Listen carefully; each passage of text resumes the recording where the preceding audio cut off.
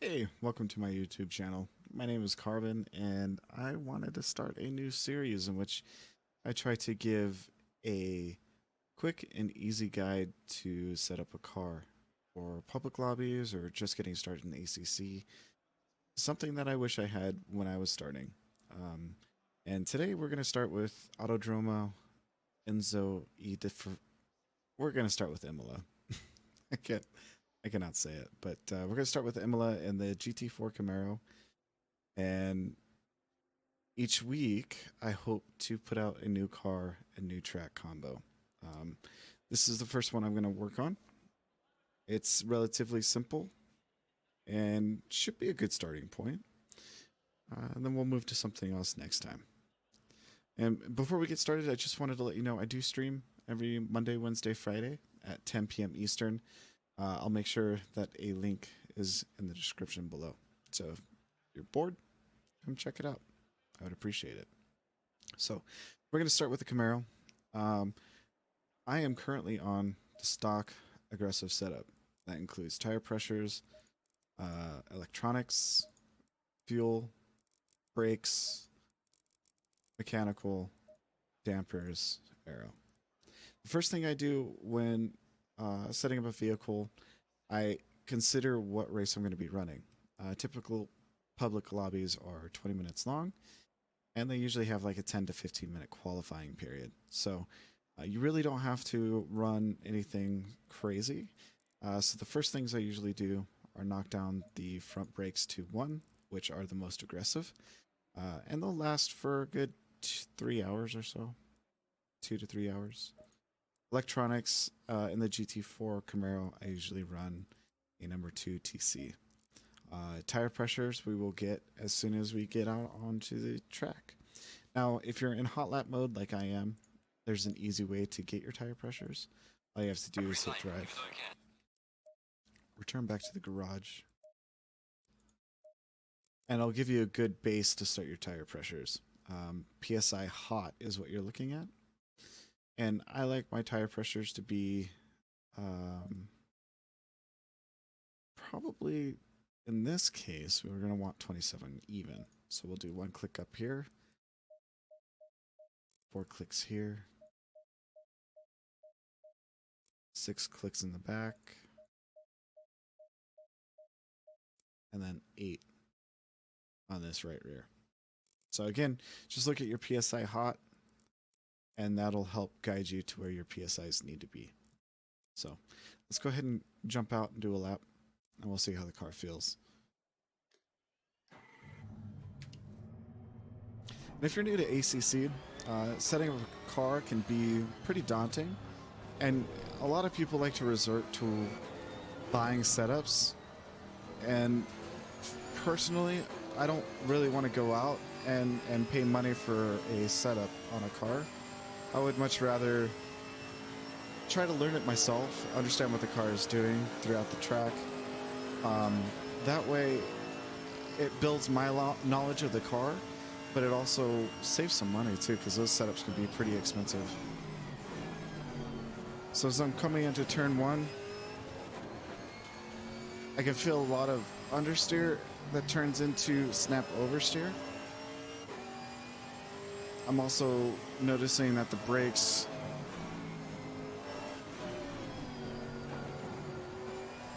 aren't really giving me the braking power that I want. Turning could be better.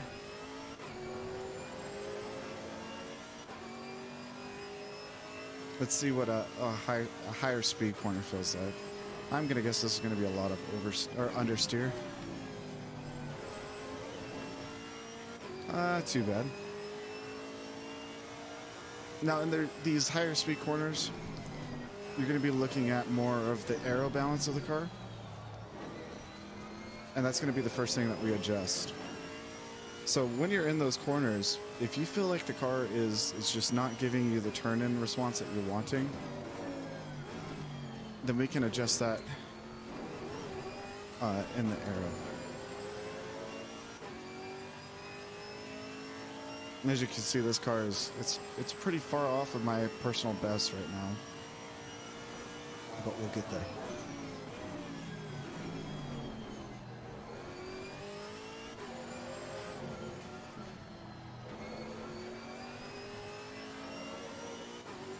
All right.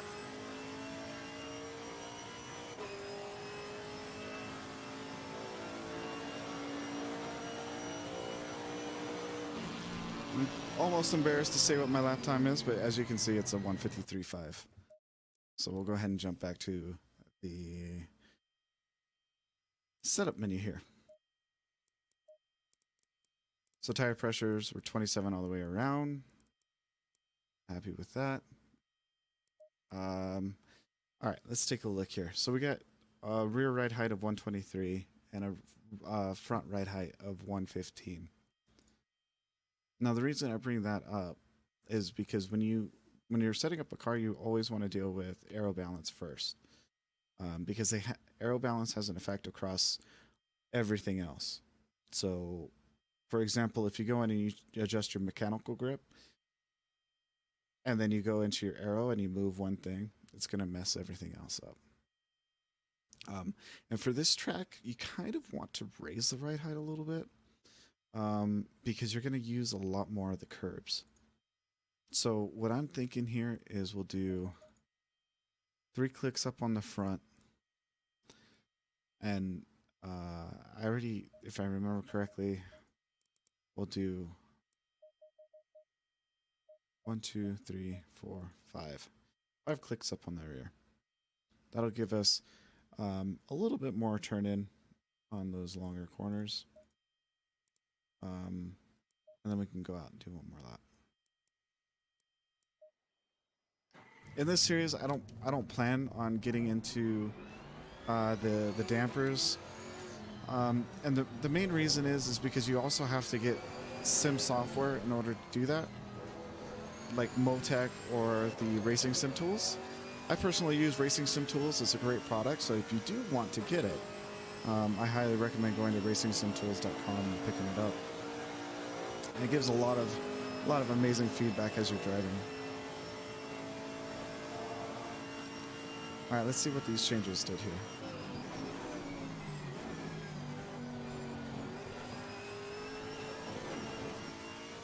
That already feels way better. And as you can see, we're half a tenth or a half a second up on our lap time.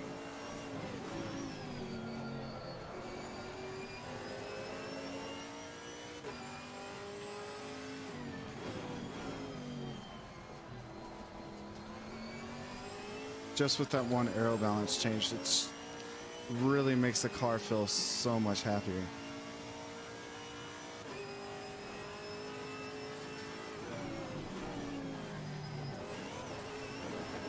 I think the best part is that you can really use the curves now where you couldn't use them as much as before.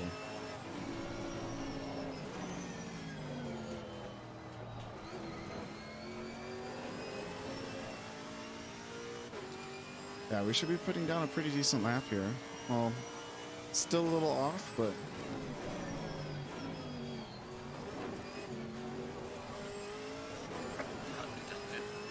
we won't talk about the cut.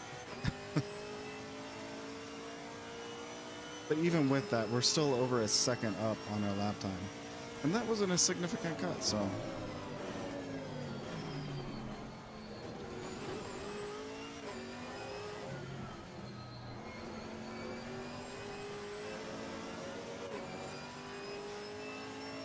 right.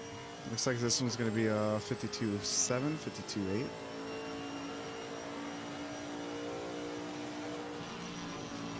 $52,797.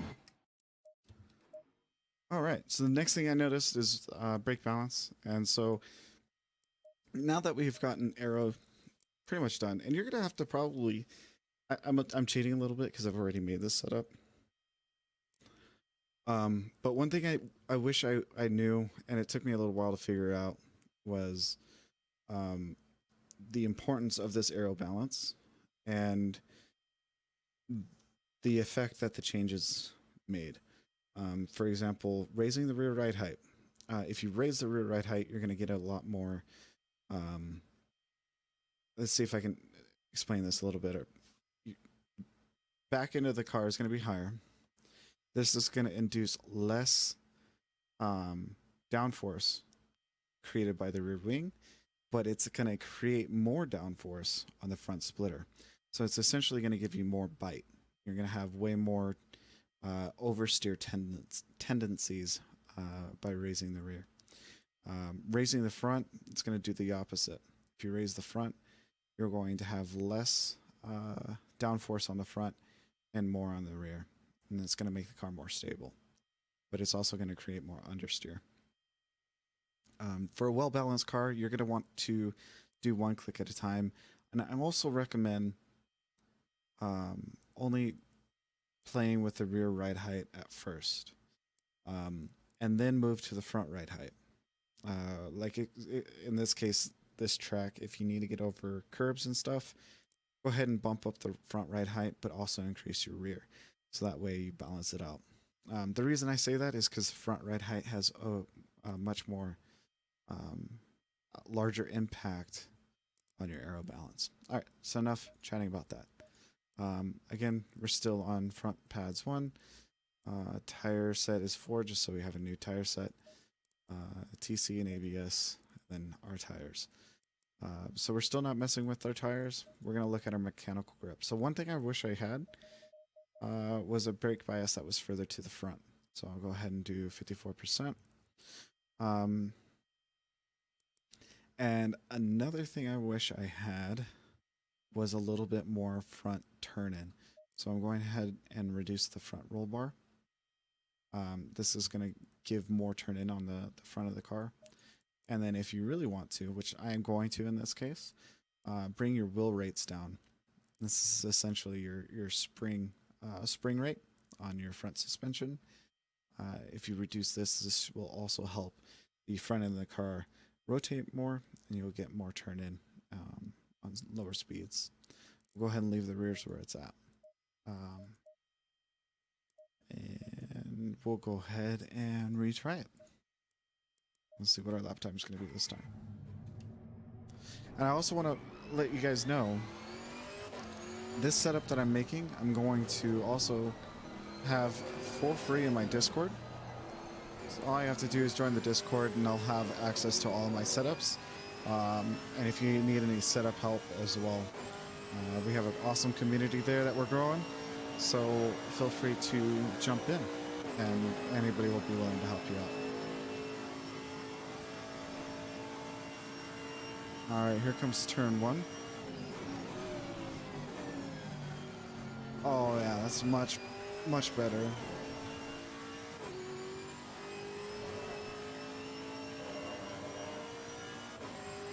Car felt like it had a lot more bite in the turn in there.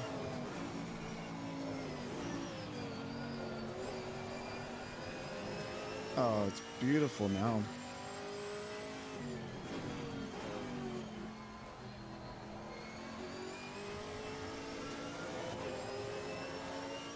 So we're up about 1/2 tenth.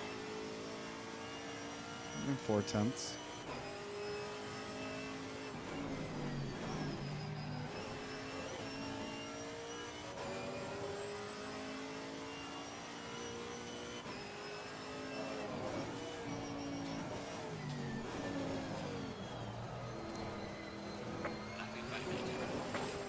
Well, don't mind this lap, but either way, as you can see, like as soon as you move the brake bias to the front of the car and you loosen up the front end of or make the front end of the car softer with the mechanical grip, the turn-in automatically jumps up. So it definitely helps quite a bit. And what I'll also do at the end of this video is I'll show you my best lap.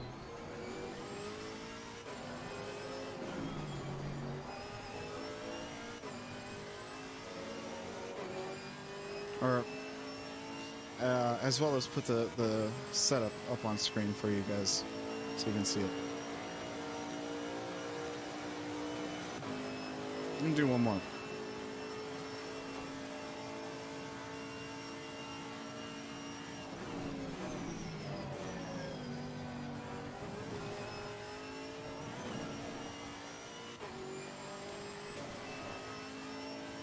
This lap feels better.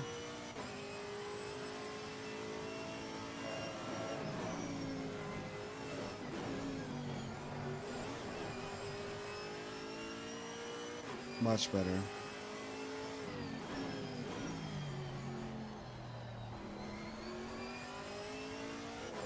Oh, getting a great exit out of there. 8/10 up. Oh, this is going to be a good one.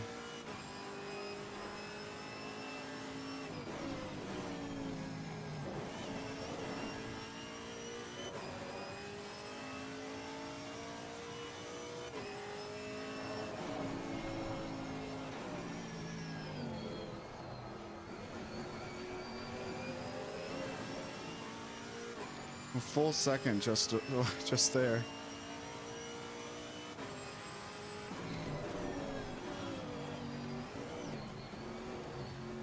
Oh, okay. Oh, either way, you can see the massive gains that we get just from doing those changes there. My car honestly feels great. I know you can't tell about my driving. My driving is horrible tonight. But my best lap is a 151.5, which is still a little off, but either way, the car feels great. And like I said before, if you want this setup, full setup is going to be in my Discord for anybody to use, and I invite you to join. So let me go ahead and jump in here. This is the full setup, including dampers. I did adjust the dampers in this, so it'll be good to go. I'll click through these one at a time so you can see.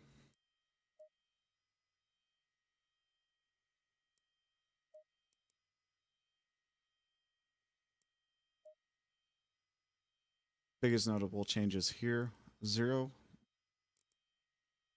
lowest rates on the front, real rates, and a preload of 60 newton meters on the diff. This is going to help the car stay stable under braking. Dampers, and then the aero.